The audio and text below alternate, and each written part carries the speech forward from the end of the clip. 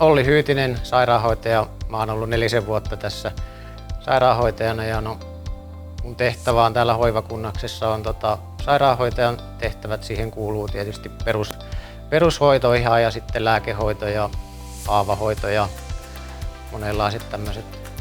Lääkehoidosta kannan aika iso vastuu ja ihan niin kuin loppuvaiheen hoitoakin on paljon meillä, että tää on ihmisten viimeinen koti sitten. Mua innostaa ihmisten kohtaaminen.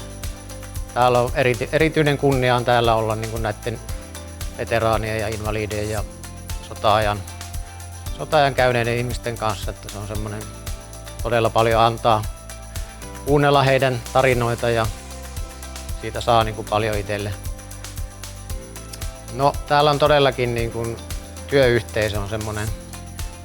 Täällä on semmoinen kotoinen, hyvällä tavalla kotoinen, kotikutoinenkin voisi sanoa, tunnelma ja täällä on todella hyvä ilmapiiri ja hyvä tehdä työtä, tekemisen meininki.